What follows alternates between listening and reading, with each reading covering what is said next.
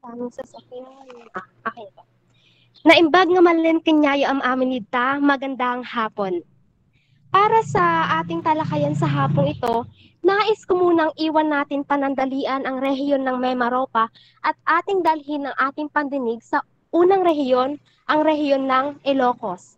Atin alamin ang kanilang mga panitikan na nagiging isang pundasyon sa kanilang rehiyon. Next po. At sa talakayan natin ngayong hapon, meron itong 8 bahagi. Una, saan ako? Ito ay tumutukoy sa icebreaker. Ikalawa, lalawigan. Ating aalamin kung ilang lalawigan nga ba ang sakop mayroon ang Ilocos. Ikatlo, manunulat. Ating kilalanin kung sino-sino ang mga tanyag na manunulat na matatagpuan dito sa Ilocos Region. Ikaapat, ang karunungang bayan. Alamin din natin kung ano ang iba't ibang tawag nila sa kanilang karunungang bayan at ako'y magbibigay rin ng ilang mga halimbawa. Ang ikalima, ika-6, ika-7 at ika-8 ay ating aalamin ang kanilang mga awit, epiko, mito at alamat. Ngunit bago ang lahat, teka muna. Saan ako? Halina't punan ang mga hinihinging letra upang makabuo ng salita. So, bali po dito sa icebreaker natin, wait lang po, Miss Sheila. Okay. Dito po sa icebreaker natin, ang mangyayari lamang po, meron pong mga, makikita nyo lamang po sa PowerPoint presentation ay mga number and box, which is yung mga number, halimbawa po ay yung OFL, kung anong yung word na OFL, kung halimbawa yung letter O, pang ilan siya sa number, ganun po yung mangyayari. Nagets niyo po ba yung instruction ko? Yes po. Yes po. So, pwede po ba, ma'am, ako humingi po sa inyo ng na magbigay din po ng puntos sa akin po mga kaklase? Sige po. Okay, next. Sige po, ma'am. Wait lang, hanap lang po ako ng magandang pwesto. Alis ka muna. Diyan, ako muna. Diyan, be. Doon nga muna matulog. Be, pabot ako. Ay. Kaya akong patungan. Ay, wait lang.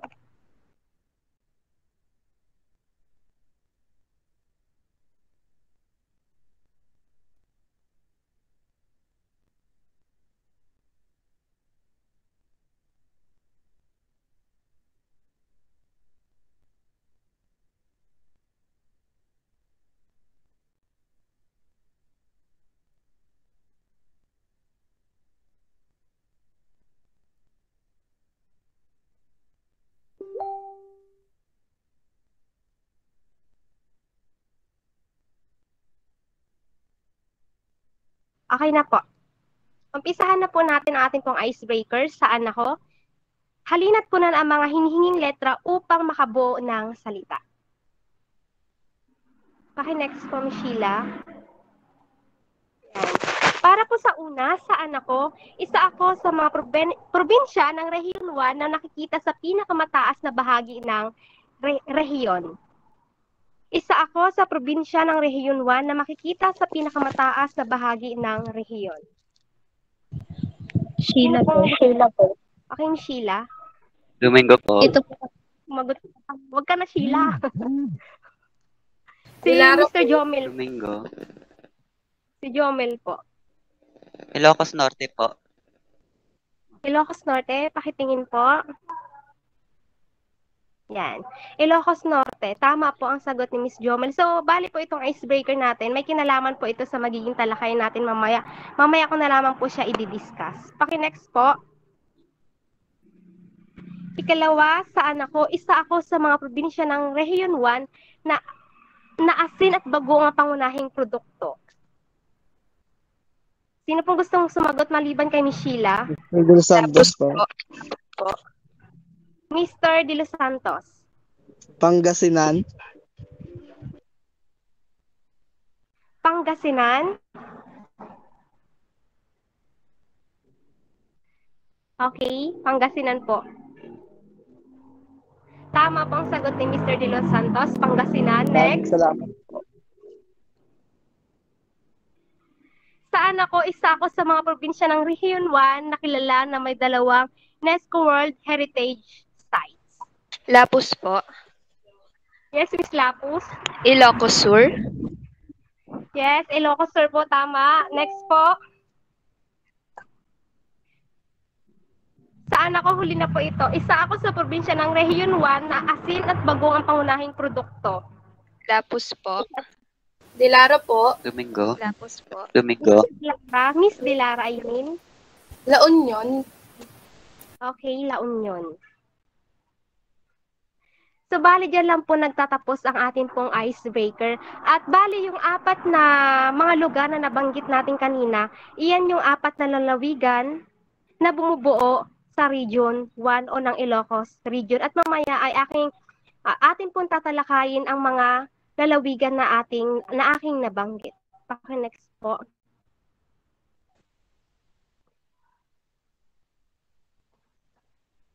Ngunit bago tayo magpatuloy, nais ko munang bigyan ang bawat isa sa atin ng mga pangunahing idea kung ano nga ba ang Region 1, kung ano nga ba ang Ilocos Region.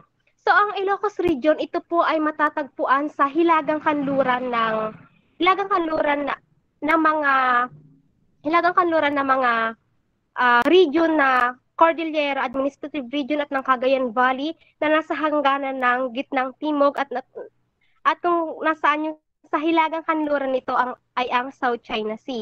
Na kung saan dito sa Ilocos Region, dahil nga Ilocos, ito ay puro Ilocano, mayroong 66% na mga Ilocano speaker, and then 27% ay mga Pangasinense speaker, and the rest ay mga Tagalog. So, ang ibang term po sa Pangasinense ay Panggalatok.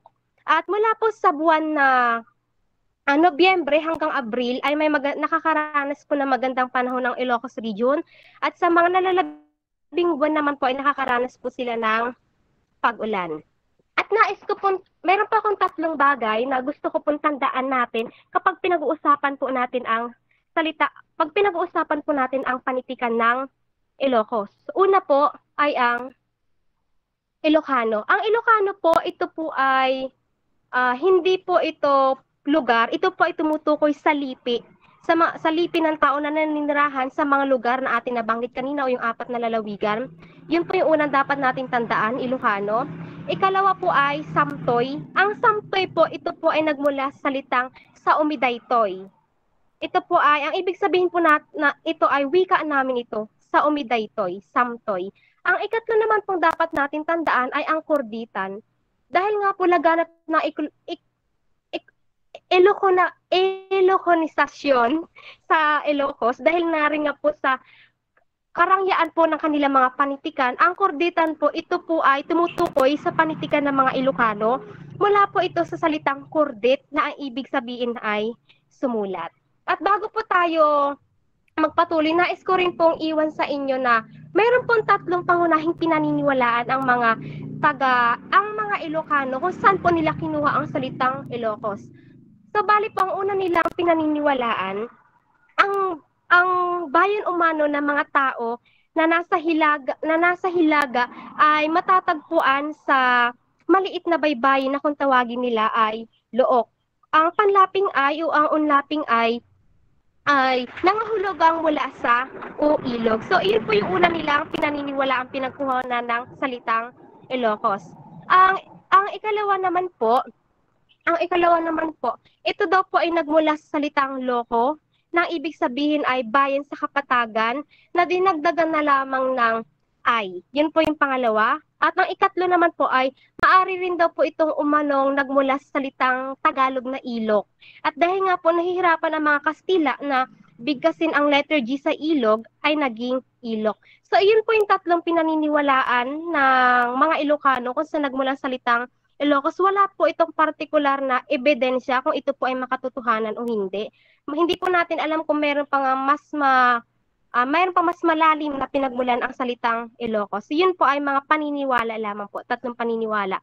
At bago po tayo magpatuloy, ulitin ko po, ang dapat natin tandaan kapag pinag-usapan po natin ang salitang panitikan, Ilocano, ito po ay tumutukoy sa lipin ng mga tao. Ikalawa, Samtoy o sa Umidaytoy, na ibig sabihin ay wika namin ito. Ang ikatlo ay ang Kurditan, mula sa salitang Kurdit, na ibig sabihin ay sumulat o panitikan. Yun po ang dapat nating tandaan. Okay, next po. Yan, dumako naman po tayo sa pangunahing pangkabuhayan ng mga taga Ilocos. So, pagsasaka po, mayroon po silang 6 na pangunahing pangkabuhayan. Una, pagsasaka, nagtatanim po sila ng mga bawang, palay. Pero po ang pinaka-partikular po pala dyan ay tabako. Kasi po mula po sa 4 na lalawigan mula Ilocos Sur hanggang Pangasinan ay nagtatanim po ng tabako. Ikalawa po ay pangingisda ng bangos, hito, dalag, at ng marami pang iba. Kanila rin pong pangunahing pangkabuhayan ay paggawa po ng palayok na kanila po itong itinitinda. Ikatlo po paghahabi ng mga tela. At syempre nga po pangingisda, isa sa kanilang pangkabuhayan kung kaya't gumagawa rin sila ng daing. Pero ang pinaka familiar po sa akin dito ay ang paggawa ng asin. Sapagkat ang mga magulang ko po ay talagang purong Ilocano po. Purong Ilocano at naririnig ko po sa kwento nila dati sapagkat ako po kasi ay lumaki ako sa paniniwalaan na ang asin po ay sa dagat nanggagaling na pag binilad mo daw po yung asin ay yung tubig dagat nagiging asin to the point na nagbakasyon pa ako dati, elementary ako. Sheila, nagbakasyon po ako, nagdala po ako linagay ko po yung tubig asin sa sa lalagyanan po ng yelo at inuwi ko po sa Santa Cruz. Tapos linagay ko po siya sa tabo at binilad ko. Sabi ko, 1 week na. 1 week na pero hindi pa rin siya nagiging asin. So yun po yung paniniwala ko sa asin. Pero ito po palang asin ay naging pangunahing pangkabuhayan din po ng aking mga magulang. Ito daw po pala ay linuluto. Hindi ko lang po alam kung anong particular na pagluluto ang ginagawa nila. Pero ang asin daw po ay niluluto. Paki-check po ako kung sino po mga Ilocano at Ilocana dyan, kung tama po. Pero pong alam ko, pagluluto at talagang ang asin daw po noong unang panahon ay talagang pangkabuhayan po nila. Next po. Mhm.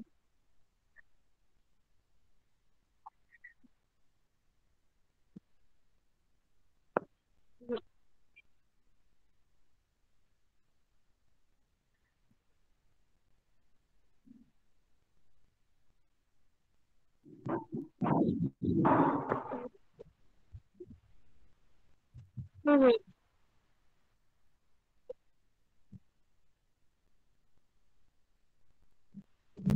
Mhm.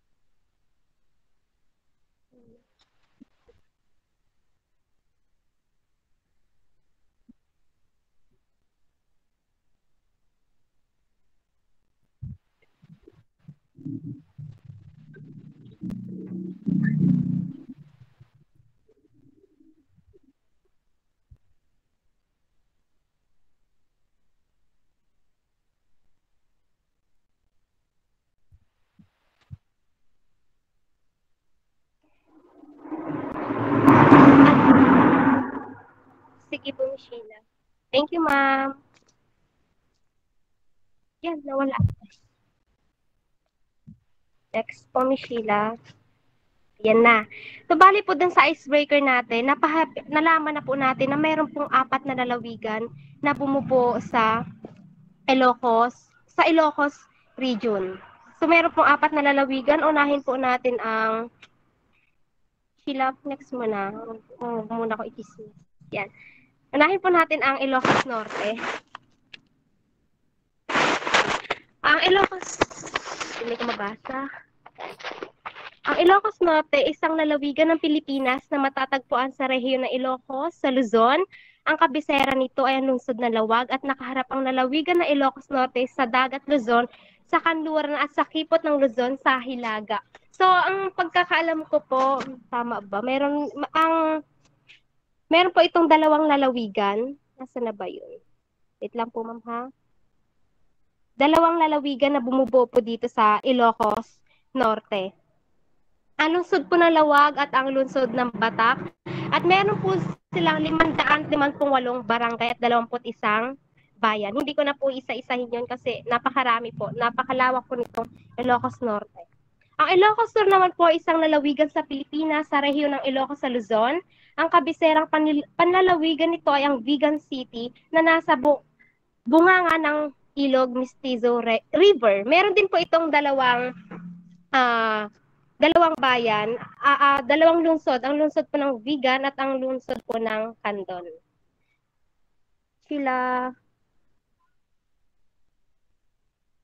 La Union, ang La Union po ay ang kabisera nito ay ang lungsod ng San Fernando City. Pinalilibutan ito ng Ilocos Sur sa Hilaga, Benguet sa Silangan at Pangasinan sa Timog. Sa kanluran ng La Union ay ang dagat Timog China. Next pong Pangasinan, ito po ay matatagpuan sa lalawigan sa kanlurang bahagi ng pulo ng Luzon na may golpo ng Lingayen at Timog Dagat China. Nais ko rin lang pong ibahagi sa inyo kung gaano po talaga kayaman po ang wika o yung kanilang tinatawag na mother tongue po dito sa Pangasinan, sapagkat unang tapa ko po dito sa Pangasinan, dito lang po sa Pangasinan. Ang layo po nito bali ang pinakamatagal po sigurong biyahe kung magagaling ka po dito sa Mindoro ay isang araw. Kung tuloy-tuloy pa po ang biyahe nyo, isang araw. Pero kung may pahinto-hinto po, baga umabot din po ng 2 araw. Pero po kasi nagbiyahe kami isang araw lamang. So bali po, pagtapak ko po lamang po sa San Carlos City, sumakay po kami sa bus, doon pa lamang po talaga, makikita mo na iniingatan po nila yung kanilang wika, yung Pangasinense o Panggalato kung tawagin nila. Kasi pagkasakay mo pa lang talaga doon, ang mga salita na nila ay, hindi Ilocano, anya day taneng, kung mga hindi po ganon, Pangasinense at Panggalatok. Ganon din po sa pamilihang bayan nila. Pag po pa lang po sa San Carlos City, wala ka pa po sa partikular na bayan ng Pangasinan. Kaya mas lalo po nung nakarating po ako doon sa Malasike, Pangasinan. Ito po isa sa bayan po ng Pangasinan. Talagang ang mga tao doon ay marami silang, alam nila yung 3 wika. Marunong sila sa Ilocano, marunong sila sa Panggalatok, at marunong sila sa Tagalog. So bali kung tatanungin ka naman nila kung halimbawa po nagsasalita sila ng Ilocano, natartarusam neng, tatanungin ka naman po nilang ganon. Pero hindi kasi po, kung ikukumpara po natin dito sa Mindoro, pag sumakay ka po sa bus, talagang Tagalog muna. Hindi po tulad sa kanila na talagang malalaman mo na agad na Ilocos region to kasi nagsasalita sila ng Pangasinense, Panggalatok at ng Ilocano. So isa po yun sa naging karanasan ko noong 2018 nang pumunta po ako sa Pangasinan. Talagang iniingatan po nila yung kanilang wika at hindi po nila hinahayaan na mawala ito. Next po. Yan, naka-zoom. Atin naman pong kilalanin ang mga tanyag na manunulat sa Rehiyon 1. Sige na, Shi. Sa Rehiyon 1. Sige, unahin po natin mga sikat na manunulat. Unahin po natin si Pedro Bucanig. Siya po ay kinilalang ama ng panitikang Iloco at ipinapalagay siyang Franciscong Balagtasang Iloco. Wala pong masyadong tala dito kay Pedro Bucanig, pero ang akin lamang po nabasa, si Pedro Bucanig po ay pinanganak po siyang bulag. Kung kaya't kasi po noong panahon nila, sa tribo nila, may pinaniniwalaan na kapag ang isang sanggol ay ipinanganak na may kapansanan, dapat po siyang ilagay sa luwela o basket at ipaanod sa ilog para hindi na po siya maging kargo o dagdag iisipin pa ng tribo. Kung kaya't dahil nga po siya pinaanod siya ng kanyang nanay, napulot po siya ng isang babae at pinaampon ko kay Padre Jeronimo. At binigyan po siya ng pangalang Padre Bucanig para po bilang pagpaparangal po at kilala kay Pedro Bucanig, kung ang mga Tagalog daw po ay mga balagtasan tinatawag, ang mga Ilocano naman po ay may tinatawag na Bucanigan. Next, si Leona Florentino, itinuturing na unang makatang babaeng Pilipino at butihing ina ni Isabela de los Reyes. Si Leona Florentino po ay magaling po siya sa pagsulat ng sarswela, drama at tula. At ang ilan nga po sa kanyang mga naisulat ay ang Ruknunoy o ang Ruknunoy or dedication. Tapos yung pagpapakada na ibig sabihin po sa English ay bidding goodbye. Next ay si Carlos Bulusan. Dito po ako kay Carlos Bulusan, medyo nahirapang maghanap ng information. Siya po ay mula sa Binalonan po yan ha, Pangasinan, at nagtagal na nirahan sa Estados Unidos. Ano po siya, isa siya pong novelist. Bali, ang nakita ko pong pinakatanyag na gawa ni Carlos Bulusan ay yung American is in the Heart, na kung saan ipinakita niya po dun yung kanya naging karanasan mula sa kanyang pagkabata kasama po ang kanyang mga magulang doon sa bukid hanggang makapunta po siya sa Amerika at pinakita niya rin po doon yung kanyang mga naging karanasan. Ayun po yung kay Carlos Bulusan. Next po ay kay Jose Bragado. Mayroon ba akong information Jose Bragado?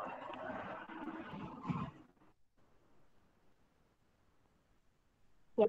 Si Jose Bragado po ay pinanganak sa Ilocos Sur at Pangulo ng Gumil. Ay ibig sabihin pa, Gonglo Dagiti, manunurat na mga Ilocano. Ang manunurat po, ibig sabihin po nito sa Tagalog ay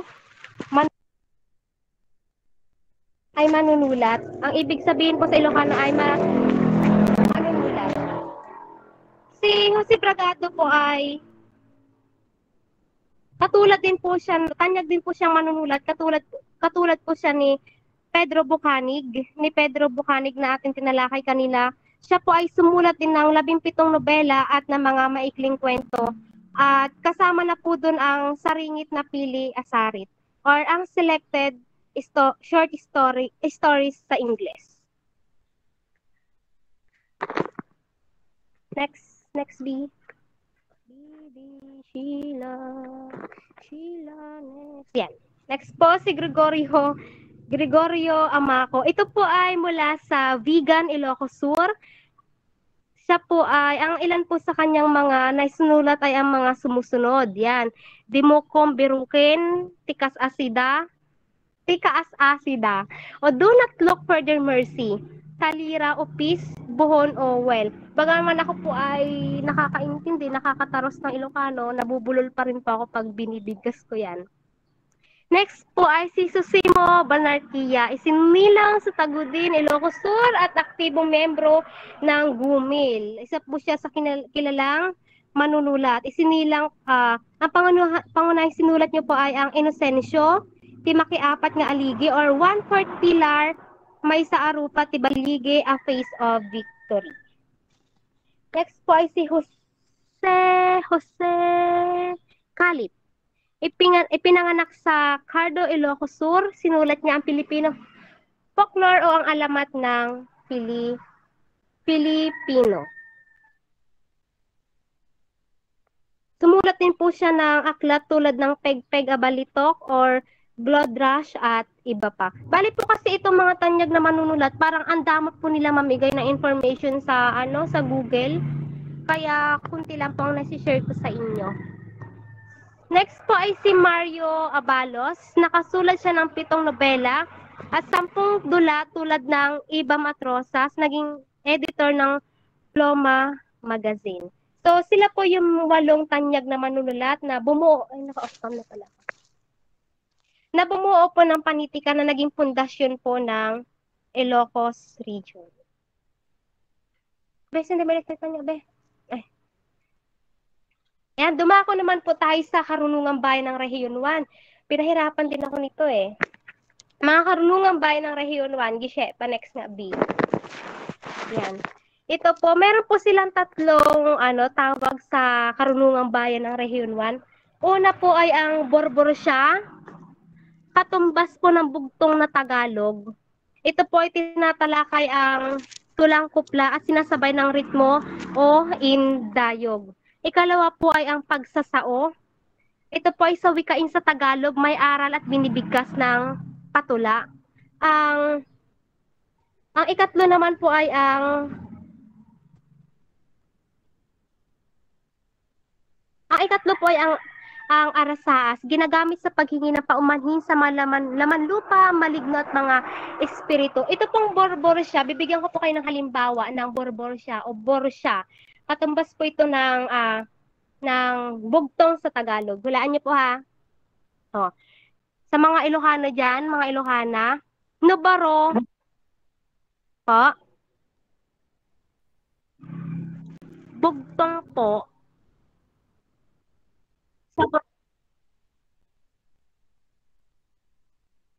Sa arasaas po yun, ma'am.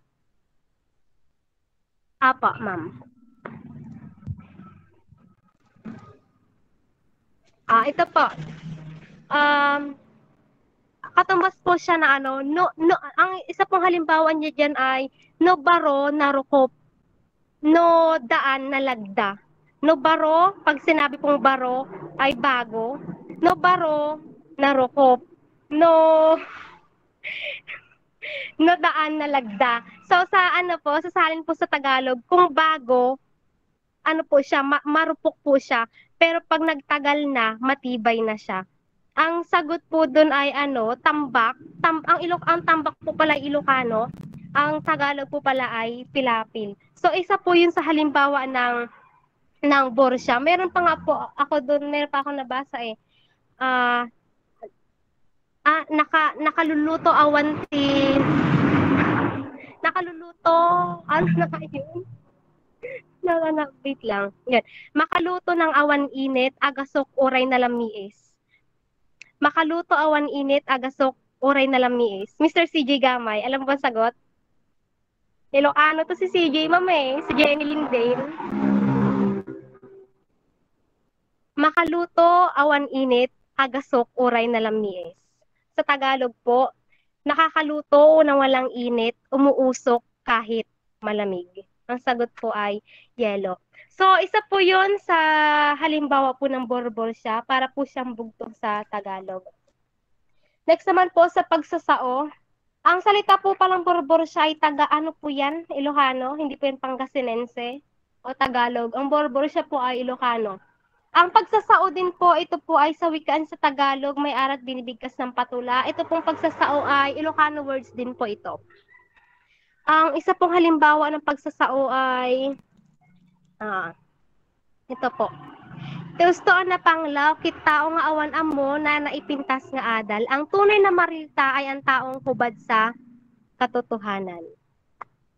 Next po ay ang arasaas. Ito po talaga, madalas ko po ito nagagamit nang hindi ko napapansin. Ginagamit sa paghingi ng paumanhin sa mga laman lupa, maligno at mga espiritu. Kasi po pagbata ka, agdayo kay Jay basang, agdayo kay Jay, tapos bari-bari apo, kaasi amit na manang ko. Talagang yun po yung madalas din na naririnig ko ng bata ko hanggang, syempre po pag halimbawa po may camping, tapos sabi, magbari-bari ka doon, baga manuno ka. Di, syempre po ako, sunod-sunod, bari-bari apo. Bari-bari apo. So, sinusunod ko po yung kasabihan na yun. Yun po pala ay, isa po siya sa mga paumanhin o sa paghingi mo po ng paumanhin po sa mga laman lupa. Bari apo. Tapos po yung sabihin mo, kaasi amit ding po, isa na rin po pala yun sa mga halimbawa po ng arasaas, paghingi po ng mga paumanhin. Po, tabi-tabi po. Tapos po, bari-bari apo. Nakakatawa yung mga term na ginamit. Next po, yan, mga awiting bayan sa Rehiyon 1. Ito po, Pamulinawin. Isang tanyag na sinaunang awit ng mga katutubong Ilocano na posibleng bago pa panahon ng mga Kastila. Ipaparinig ko po yung sa tulong po ni Miss Sheila, ang awiting Pamulinawin. Kasi isa po ito sa pinakatanyag na awitin sa Ilocos region.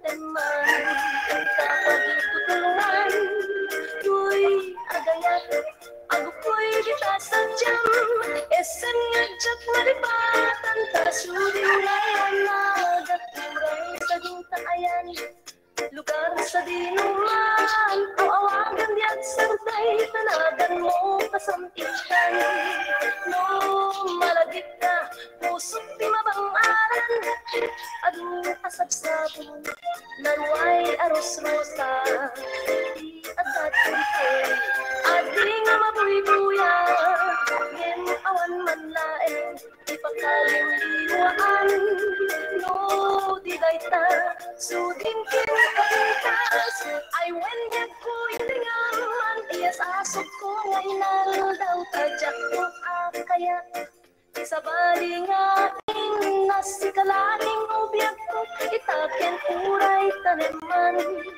no malagit ka pusok di mabang-aran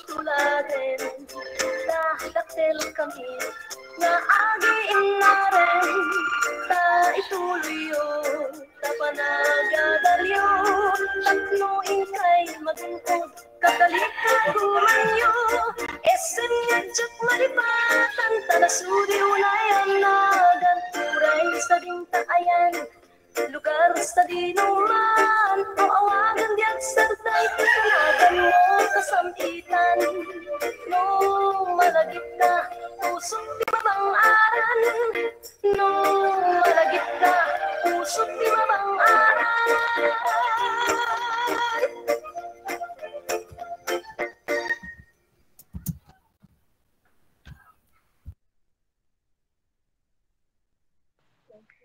Ang pamulinawin po, ang ibig sabihin po nito ay babaeng singtigas ng bato ang puso na kahit gaano man po kasugid ang kanyang mga manligaw ay talagang napakatigas po ng kanyang puso. Tinaguruan po siyang folk song sa Ilocos dahil isa po talaga siya sa pinakasikat na mga awiting bayan sa mga panahon po ng mga lolo at lola natin. Pamulinawin. Next po, yan po ay sa Ilocos. Ilocano po yan. Ito po naman, dako naman po tayo sa mga ng Pangasinan, awiting bayan sa Pangasinan. Ang kansyunan po, ito pong ibig sabihin po nito ay mag-awitan. Ito ay debate sa musika at panulaan. Ang kansyunan ay nilalapatan ng tama at wastong himig sa isang pagtatanghal. Hindi ito laging inaawit, ito rin na binubuo ng iba't ibang bahagi. Meron po itong 4 na bahagi. Paki-next B. Una po ay ang pasintabi. Ito po ay sa simulang bahagi ay pagtanggap at pagbati sa mga kansyonista. Ang tawag po sa Tagalog po ang kansyonista, ito po yung mga awit o kaya gumagana para po siyang dula-dulaan. Ang pagpapasalamat sa sponsor, tagapagtaguyod at ang walang hanggang pasasalamat sa dakilang lumikha. Ikalawa po, panangarapan.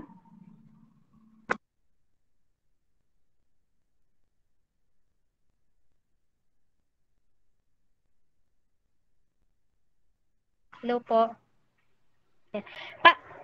Panangarapan, nais malaman ng kababaihan, babae, ang kalagayan sa buhay tiran at mga gawain ng lalaki. Ang halimbawa po nitong awitin ay ang pinagbiag. Ang pinagbiag ay tungkol po ito sa buhay. Ito po ay mga awitin nagpapahayag ng kaisipan at saloobin na nagiging kwento na nagpapahayag ng mga mangyayari sa buhay mag-asawa. Ikalawa po,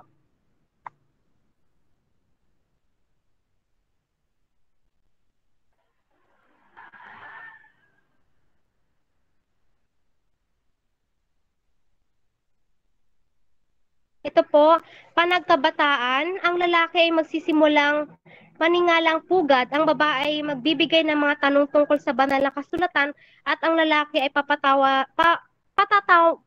papatawan din na mahihirap na gawain. Ang halimbawa po nito ay ang dalot na ipinapalagay din itong isang uri ng pagtatalo ng mga babae at lalaki sa saliw ng awitin at isang flautang Ilocos na may 6 na butas.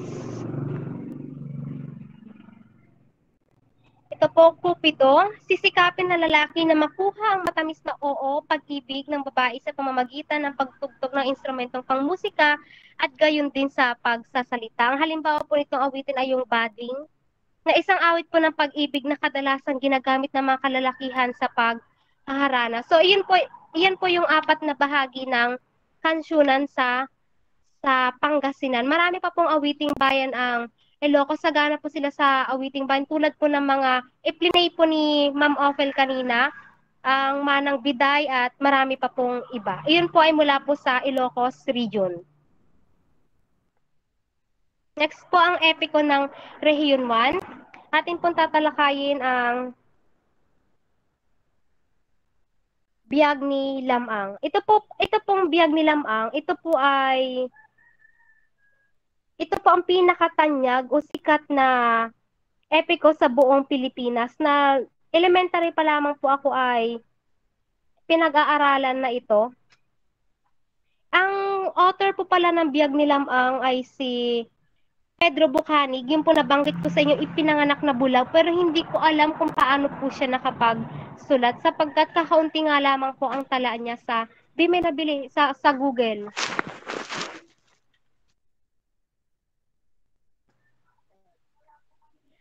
Basahin ko na lamang po ang buod ng... Tandaan niyo pa po ba ang kwento ni Biyag ni Lamang?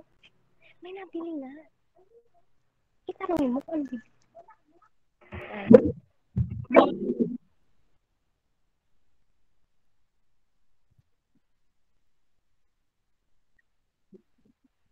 Sige.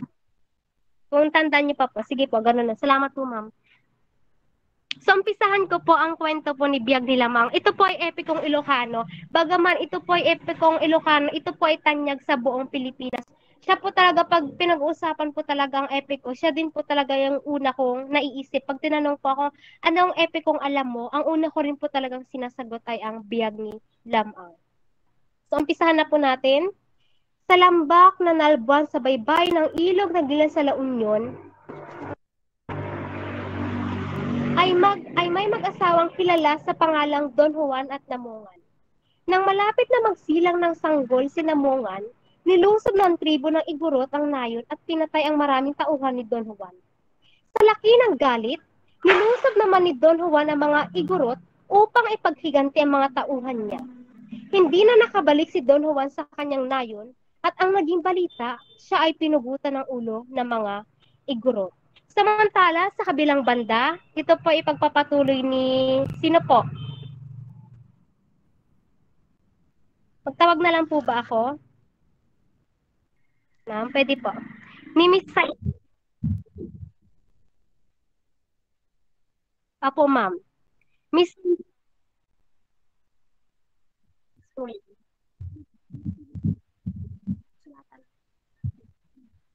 Miss Saison.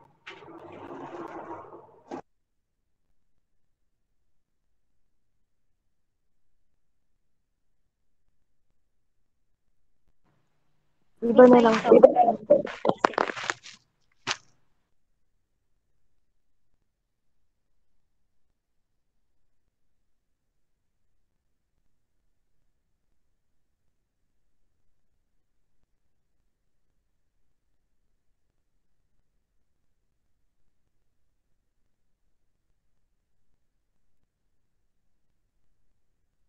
Sino po ba dito ang nakakaalam o kilala na po ang narinig na po ang kwento ng epiko ng Biyag ni Lamang?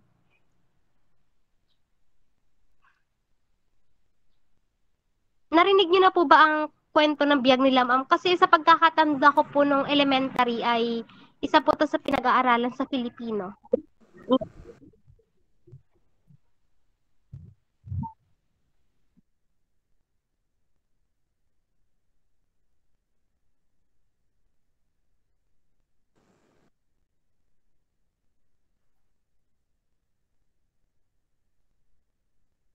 Ako po, para susunod po. Rena. Sige po, ma'am. Salamat po. Sino po? Sino pong gusto? Dancel po. Yes po, Miss Dante. Yung sa kasunod po ng nyo po, ng binasa nyo kanina. Nang malaman ni Lamang ang masakit na nangyari sa kanyang ama, sumumpa siyang ipaghihiganti niya ito. Sa gulang na 9 na buwan pa lamang ay malakas, matipuno at malaking lalaki na siya. Ayaw man siyang payagan ng kanyang ina upang hanapin ang bangkay ng kanyang ama, ay nagpilit din si Lamang na makaalis. Kasama niya sa pagtungo sa lupain ng mga igorot ang isang mahiwagang tandang, ang tangabaran at mahiwagang aso. Baon din niya ang kanyang talisman mula sa punong saging. Sa tulong ng kanyang talisman ay madali niyang nalakbay ang mga kabundukan at kaparangan. Sa laki ng pagod ni Lamang, siya ay nakatulog. Napangarap niya ang mga igorot na pumatay sa kanyang ama na nagsisipagsayaw at nililigiran ang pugot na ulo ng kanyang ama. Sa susunod na po. Salamat po.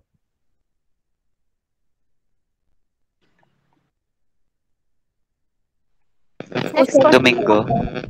Next po, Mr. Domingo. Domingo po. Mr. Domingo. Ayun. Okay po. Nagpatuloy si Lamang sa paglalakbay at narating ang pook ng mga igorot. So nakita niya ang ulo ni Don Juan na nasa sarukang isang haliging kawayan. So hinamon ni Lamang ang mga igorot, pinauwi ng mga igorot si Lamang upang huwag siyang matulad sa ginawa nila kay Don Juan. So sumigaw ng ubos lakas si Lamang at yanig ang mga kabundukan. Wow, grabe. Ang tinig niyang naghahamon ay narinig ng marami kaya dumating ang mga maraming igorot at pinaulanan si Lamang ng mga sibat. Hindi man lamang nasugatan si Lamang. Nang maubusan ng sibat ang mga igorot ay si Lamang naman ang kumilos. Inugot niya ang mahaba niyang itak at para lamang siyang tumatabas ng puno ng saging na pinagpapatay niya ang mga nakalaban. Miss Francis. sorry. Okay po. Umuwi si Lamang sa Nalbuan, naligo siya sa ilog Amburayan sa tulong ng mga dalaga ng tribo. Dahil sa dungis na nanggaling kay Lamang, namatay ang mga isda sa ilog Amburayan at nagsiahon ng mga igat at alimasag sa pampang. Matapos mamahinga ay gumayak na si Lamang patungo sa kalanutian upang manligaw sa isang dilag na nagngangalang Ines Canoyan. Kasama ni Lamang ang kanyang mahiwagang tandang at mahiwagang aso. Sa daan patungo sa kalanutian ay nakalaban niya ang higanteng si Sumarang. Pinahipan ni Lamang sa hangin si Sumarang at ito ay sinilapadpad sa ikapitong bundok.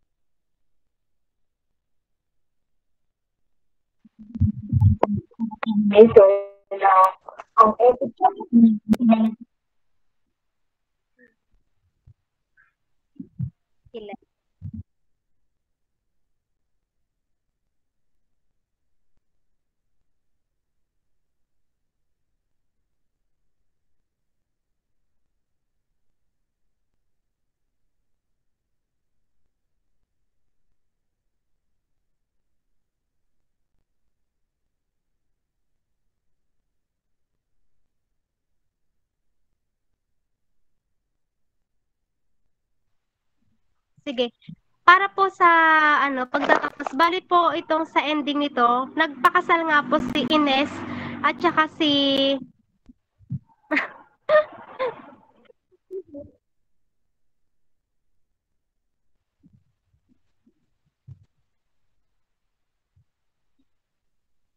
sa tribo po ng Sa tribo ng mga igorot po.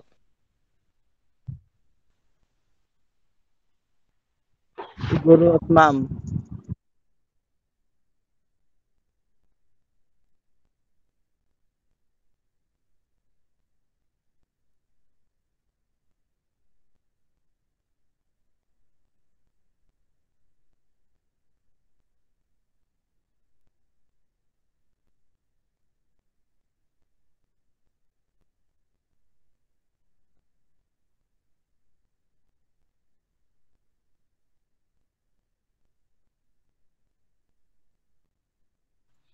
nung nalaman niya na nung nakita niya mismo nung nakita mismo ng kanyang mata, yung ulo ng kanyang tatay ay parang nagkakaroon ng party ron, talagang parang nang-init sila noon at nagkaroon nagalit kung kaya't parang isang iglap ay pinatay niya ang buong tribo na pumatay sa kanyang ama. And then pagkatapos nun pumunta siya sa isang ilog at naligo siya doon dahil nga sa kanyang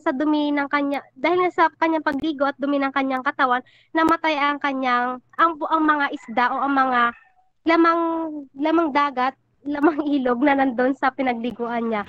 At ang nangyari noon, pumunta siya sa isang lugar kung saan gusto niyang, ano bang tamang term doon? Doon nagngangalang Ines. Dala niya ang kanyang dalawang Dala-dala niya po ang kanyang dalawang alagang dalawang alagang hayop, ang tandang at ang aso. Hindi po ito partikular na alagang hayop lang. Ito po ay may kakaibang lakas. Mayroon pong kakaibang kapangyarihan ang kanyang dalawang alagang hayop. Sa patuloy po na pagpunta niya po doon sa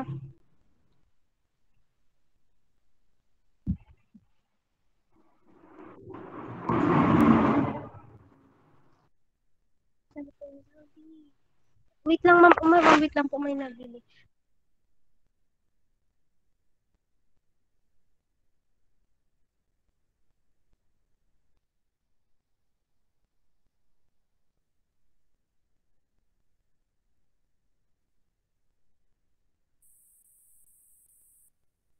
Ma'am, pasensya po, ma'am.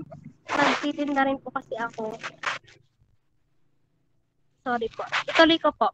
So, bali po itong dalawang alagang hayop ni Lamang ay katulong niya po ito sa pagliligaw po kay Ines. Bali po itong tandang aso, ipinagtapat niya po ang kanyang layunin na nais pong pakasalan ni Lamang si Ines sa pamamagitan po na kanyang mga taol. At dahil naman po doon, hindi naman po tumutol ang mga magulang ni Ines at pinagbigyan na po nila ang kahilingan po ni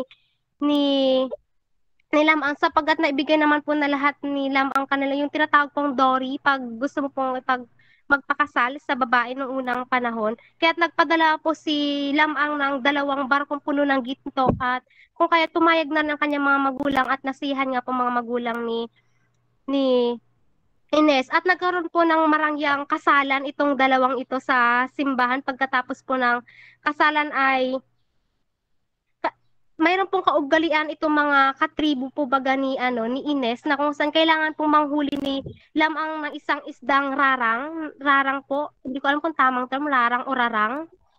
Rarang po ba yun, ma'am? Rarang at nakikinita na po agad ni Lamang ang mangyayari sa kanya na siya ay makakain ng pating. Kung kaya't ipinagbili na po agad ni Lamang ang dapat gawin ng kanya. Pinabili niya po kay Ines ang kanyang dapat gawin. Si Lamang po ay sumisid sa dagat at hindi nga po siya nagkamali ng kanyang akala. Nakain po siya ng pating na berkahan. Sinunod naman po ni Ines ang bili ni Lamang na ipasisid po yung kanyang mga buto. At lahat po yun, tinipon po yun ni Ines at tinakpan po ng sayat, inikutan ng mahiwagang tandang at ng aso. Tumilaok yung manok at tumahol yung aso at wala pong sa isang kisap mata ay nabuo po at bigla pong bumangon si Lamang.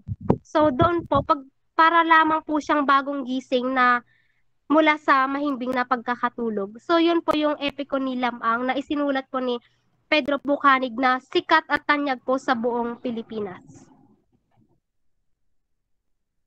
Next po. Mga mitolohiya sa Rehiyon 1. Ito pong Angalo, ito po ay marami po siyang kwento, meron din po siyang sanaysay. Pero ito po ay meron pong footprints na makikita po sa Ilocos region na pinaniniwalaan nga pong mayroong mag-asawa na nagkaroon ng pagtatalo. Kung kaya't dahil sa kanilang pagtatalo, yung footprints ni Angalo ay naitapak niya sa isang bundok. Kung kaya't ay tinawag itong Angalo. Si Angalo, isa siyang higante na iniuugnay ng mga taga Ilocos Region. Yung kanyang tinig ay kasing lakas ng kidlat at ng kulog. Sila din yung pinaniniwalaan bagang bathala nung kanilang panahon. Sila yung pinaniniwalaan lumikha ng buwan, ng kapaligiran at ng buong mundo. Next sheet. Dadako naman na po tayo sa mga alamat ng Rehiyon 1. Bakit umaakyat sa damo ang mga suso? So, bali po itong panitikan, itong alamat na bakit umaakyat sa damo ang mga suso. Nagmula po ito sa 4 na magkakaibigan, kwento ng 4 na magkakaibigan, si Dalag, si Tutube, si Putakte, at saka si Suso. Bali itong 4 na ito ay meron silang, binigyan sila ng 4 na kanya-kanyang gawain. Si Dalag, siyang pinakamalakas sa lahat, siya yung inatasan na maghanap ng pagkain. Si Tutube naman, dahil siya ay mabilis, siya ay yung parang bantay nila. Sunod naman ay si Putakte, tagalinis ng bahay. Dahil si Suso, hindi siya gaanong mabilis kumilos, siya ang tagaluto nila. So isang araw, si Dalag ay maghahanap na ng kanilang kakainin. Hindi sa ano-ano ay may nakita siyang isang palakang lumulutang. So dahil nga gutom na, kailangan niya mag-uwi ng pagkain sa kanya mga kaibigan. Kinain niya yung palaka na lumulutang, hindi niya alam na meron yung sa kawil, hindi niya alam na pain yon. So, ang nangyari kay Dalag, nahuli siya ng isang farmer, ng isang magsasaka at linuto. So, yung tatlong magkakaibigan na naiwan, inaantay nila si Dalag na dumating dahil gutom na sila. Wait lang, si Miss Robles na. So, dahil wala pa si Dalag, ang ginawa naman ni Tutube, sinundan niya si Dalag. Si Tutube, meron siyang sinuot na parang laso sa kanyang leeg. So, dahil mayroon siyang isang isda na tinanungan. Yung isda na yun ay tawa ng tawa. Tawa ng tawang isda na yun. So, ang akala ni Tutube, tinatawanan siya, dahil meron siyang laso sa leeg. Kaya, ang ginawa ni Tutube, inayos yung laso sa kanyang leeg hanggang nadiinan niya ng diinan hanggang napugot ang kanyang ulo. So, sumunod naman si Putakte. Ganon din yung nangyari kay Putakte. Naputol yung kanyang baywang sa pagsunod niya sa kanyang dalawang kaibigan, kay Dalag at saka kay Tutube. At ang nangyari, naiwan si Suso. Si Suso, pwede naman siyang kumain ng putik. Sa kakaintay niya sa kanyang mga kaibigan, sapagkat mabagal nga siya, ang ginagawa niya, umaakyat siya lagi sa mga halaman at yung parang malapot na iniiwang bakas ng suso, yun daw ay luha ni Suso. Kung kaya't bakit siya umaakyat sa halaman, sapagkat umaakyat siya upang tanawin kung makikita niya ba ang kanyang mga kaibigan, kung maabot ng kanyang tanaw at makikita niya ang kanyang mga kaibigan na namatay na. So yun po yung alamat kung bakit umaakyat sa damo ang mga suso. Next po. Ito naman po ang alamat ng Poway Lake. Para po din po ito siyang related po siya sa Bible. Ito pong Poway Lake, meron pong isang lugar na lahat ng tao ay mayaman na at talagang punong-puno na rin po ng kasamaan at ang gustong-gusto na lang nila lagi ay kasiyahan o pagdiriwan. Pero merong dalawang mag-asawa na sa kabila ng kanilang kayamanan o kung ano man po meron sila, ay hindi po sila naging mapagmataas. Isang araw, umulan ng malakas doon sa kanilang lugar. Itong dalawang mag-asawa na ito, hinaya niya ang kanilang mga kanayon. Merong mga hindi naniwala, pero meron ding naniwala sa kanila at umakyat sila sa bundok. Itong mga mayayaman naman na naiwan, patuloy pa rin sila sa pagsasaya. Hindi sila nakinig doon sa dalawang mag-asawa na magkakaroon ng malakas na bagyo. Parang ito po ay sa time po ni Noe. Hindi po sila naniwala. Pinagpatuloy lang po nila pagsasaya nila hanggang umulan ng umulan, hanggang na-realize na po ng mga nandoon sa nayon nila na hindi na po sila pwedeng lumabas sa kanila. Hanggang lumubog na po nga yung kanilang nayon at doon na po nag-umpisa na naging lake na po siya. Naging lake. Tinawag na po siyang Poway Lake. Next.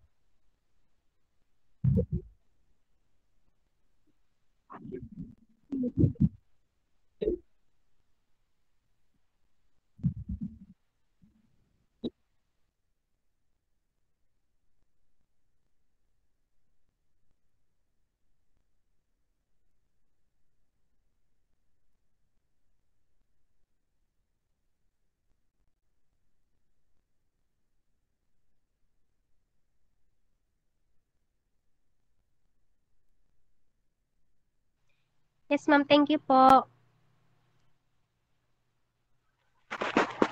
Next sheet. Ang alamat ng bigas. Ito naman po ay tungkol din po to sa kwento ng mga negro. Sapagkat ang bigas daw po nung una ay pinaniniwala ang lakas. Sa bali po meron po kasing mga alamat ng bigas. Kwento binasa ko to kanina eh. Yeah. Meron po ang mga tao po, ang mga lalaki po nung sa isang tribo, sila po ay inaatasan na maghanap buhay. Samantala ang mga babae po at mga anak nila ay sa gawaing bahay o kaya ay nangingisda din kuminsan. So, isang araw po, itong mga lalaki ay umalis po sila para maghanap ng pagkain. Bali po kasi itong sa lugar na ito, palipat-lipat po sila ng lugar. Kung saan po mayroong pagkain o magandang kabuhayan, doon po sila pupunta. Pag naubos na po ulit yun, halimbawa, hindi na ulit sagana yung lugar na yun, lilipat po ulit sila ng ibang lugar. Hanggang sa isang araw, yung mga lalaki na umalis o yung mga pagpalagay natin mga tatay nagpapahinga, meron silang nakitang mga puting tao na inaakala nila ay mga bathala o Diyos. Kung kahit ang ginawa po ng mga lalaki na ay lumuhod po sila doon sa mga Diyos na iyon. At ang ginawa po ng mga inaakala nilang bathala ay tinawag po sila at sinabayan sila sa pagkain. At meron pong isang dalang buslo na may lamang kanin, butil ng bigas, na isinama po nila sa hapagkainan. So ito po mga lalaking ito, itong mga negrito na hindi po ayaw daw po nilang kumain ng uod. Sa pag-aakala po nila yung mga butil ng kanin na yon ay uod. Ngunit ang sabi po ng mga bathala nila, pag kinain nyo to at may naramdaman kayong kakaiba, ay patayin nyo kami. Nang dahil po doon, nagkaroon po ng lakas na loob itong mga lalaking ito kung kahit kumain po sila ng kanin na yun na inaakala nilang uod. At pagkatapos po nilang kumain, ay nagkaroon po sila ng lakas. Hindi daw po dahil sa nabusog sila, kundi dahil doon sa bigas na kanilang kinain. At bago po sila umalis, binigyan po sila ng tag-iisang sakong bigas at ibinilin na ipamahagi sa kanilang tribo o sa kanilang nayon ang bigas na yun upang hindi na po sila magpalipat-lipat pa ng tahanan. At doon po nagsimula ang alamat ng bigas.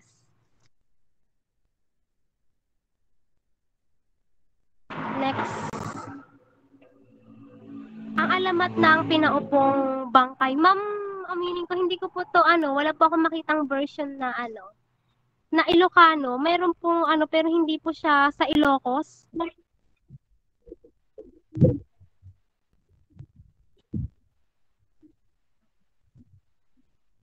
Mhm.